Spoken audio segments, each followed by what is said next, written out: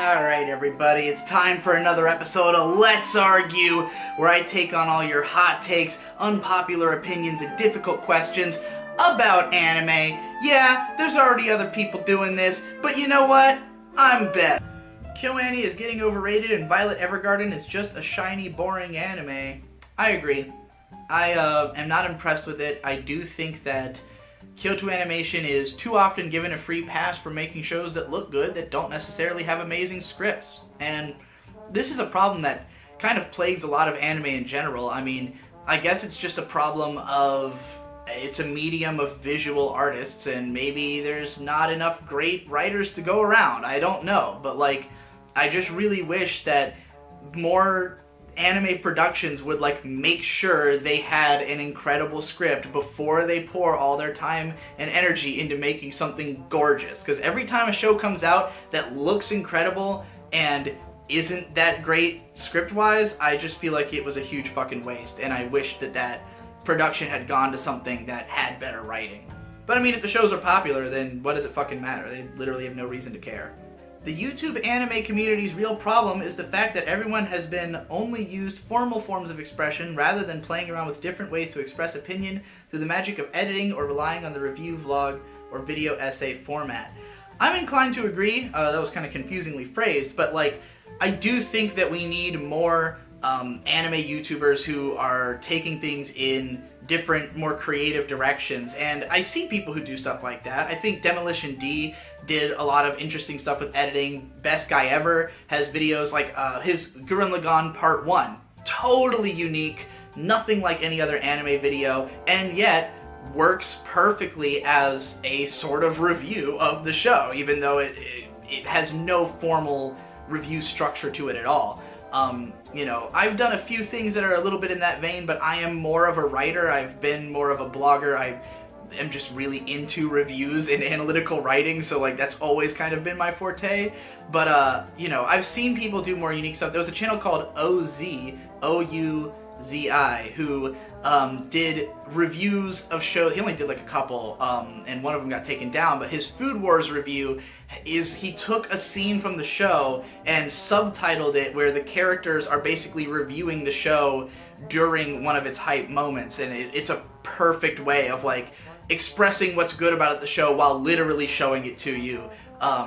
You know, more creative shit like that I would love to see, but that stuff's also harder to create, and in the culture of YouTube where I think so many people who get into it only really want to do it if it can be a career. I think that it used to be that there were more YouTubers who were just doing it for fun with no expectations of getting big or having a career or like reaching all these people, and I think that when you go in with the mindset of like, I'm gonna try to make money off of this, you find yourself more inclined to do things that have already worked for other people, to, you know, approach things in a safe and uncreative way, as opposed to just doing whatever you want because you're inspired. And, you know, that kind of shit can have way better odds, really, of getting popular than just doing cookie cutter shit, because you're not competing with everybody else who's doing it. You're doing something unique. So I think that it would be wise for more people to approach things that way. 2018 was not that great a year for anime. Hard agree. Don't consider this a hot take at all.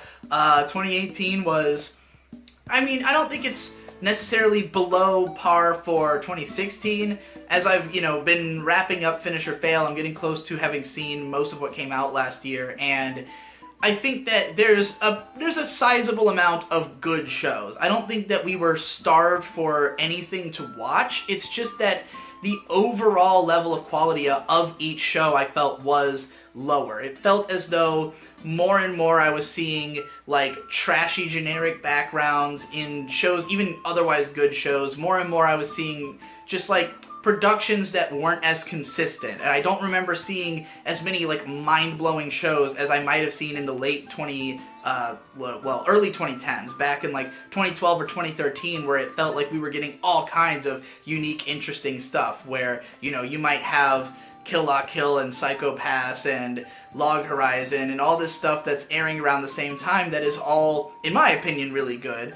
And like, just the density of great stuff was higher, I think, a few years prior, but like, we still have a lot of good shows. They just aren't as good. Lupin is underrated by the community. Absolutely. Lupin is pretty great. Lupin's one of the few shows that, in spite of the fact that almost every episode is basically the same thing, it's always entertaining. You can pick up any season of it from any decade that it's been running, any movie, and you pretty much know what you're gonna get, but it's always a good time.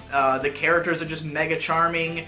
It's a style of story that lends itself really well to endlessly doing the same kinds of things over and over again. So yeah, I think that there's a lot of people who would like Lupin who haven't given it a chance. And I think that a big part of that is because, you know, it's old as shit and there's a million episodes depending on how you look at it. If you were to, you know, if Lupin the Third Part 4 comes out and you haven't seen any of the first 3 parts, you might think that's foreboding, but it's almost entirely episodic, so if you have any interest in Lupin, just jump in anywhere, watch any movie, any season, whichever one catches your eye, it really doesn't matter.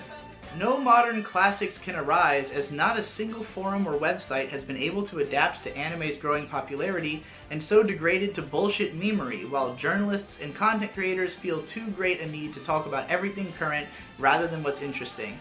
Absolutely agree. I think that I don't know about the whole no modern masterpieces can arise thing, because who even determines that, but I do think that because of the fact that journalists and content creators, including myself, are, you know, basically rewarded almost exclusively for talking about things that are current and relevant, you know, it's just, there's no incentive to talk about older stuff other than just passion and wanting more people to care about it. But it's really difficult to draw eyes to that kind of stuff. And I have found techniques you can use, like, say, if you want to talk about some 80s director, don't put his name in the title of your video. Just give it a catchy title that will get people to click, not realizing what they're really going to find out about. Because you basically have to trick people into giving a shit about things that they don't already give a shit about. And I don't think enough people have caught on to this fact to implement it. I think a lot of people really underestimate how fucking serious that you need to do that in order to get anyone to care.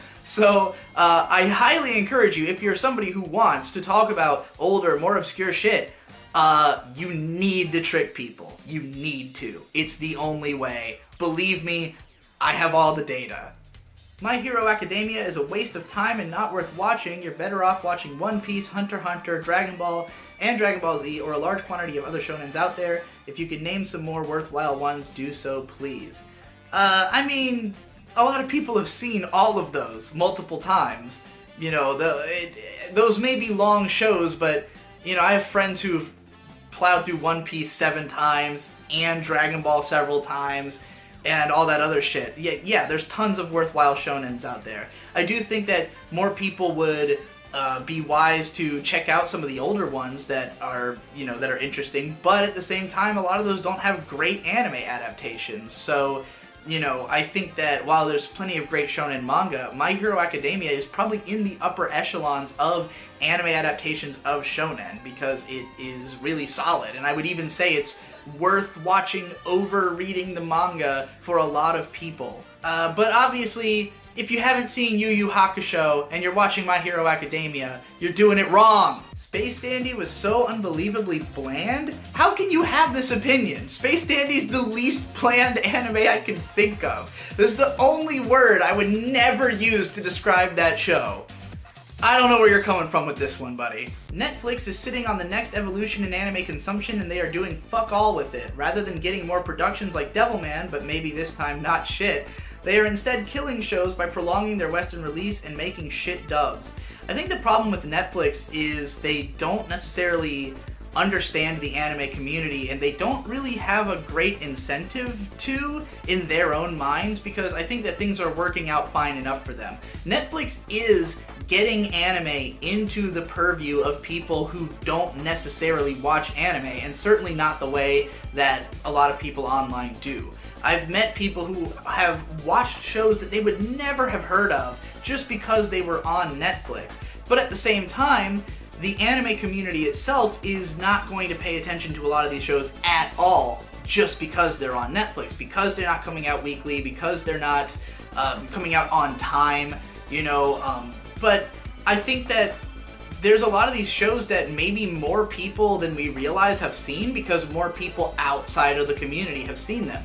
Now, personally, I think that the Netflix release model is 1,000 million bajillion times better than the TV model. I hate watching shows weekly. I think it is a bad way to consume media, and it only exists to keep hype cycles alive and to, you know, obviously dumping an entire thing at once is just not the most profitable way to do it by traditional standards. But if we're talking about the world of streaming, it makes no difference really. So it just kind of depends on what the aims are of these productions. Some of them, I think, have failed because of the Netflix model, because the only people who would have cared would have been seasonal anime viewers, whereas other shows have been more successful than they would have been coming out seasonally because they appeal more to people outside the community, or people who are newcomers to anime, who are just browsing for something that looks sick on Netflix, and they watch it, and that's their full extent of their relationship with it. Now, I do think that Netflix is in a better position when they do Netflix originals that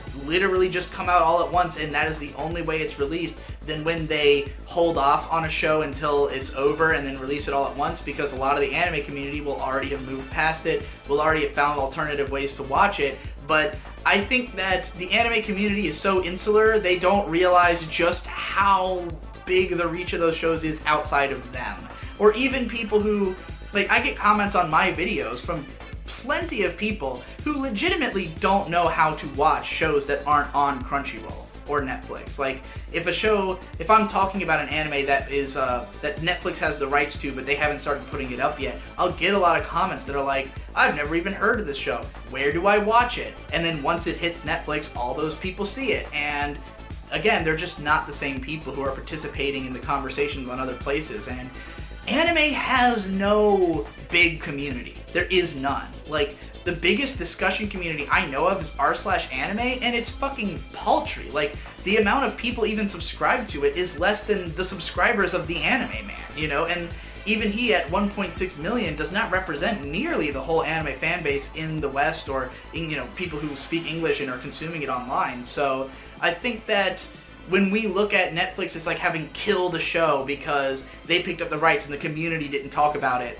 It's entirely just based on your limited scope of experience with the anime fandom. But do I think that if Netflix changed their practices and did things a little differently, they could have everybody?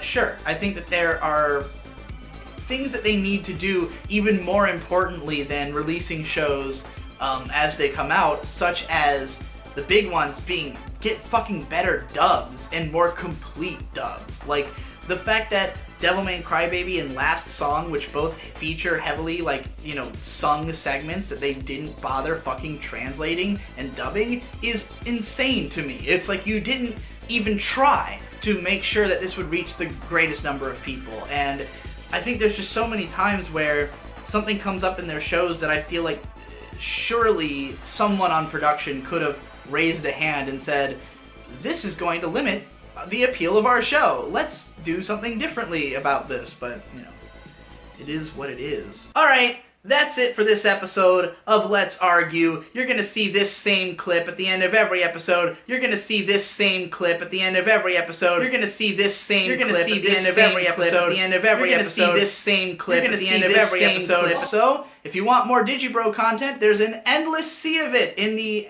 every video featuring Digibro playlist. Anyway, go watch all that shit. See you next time.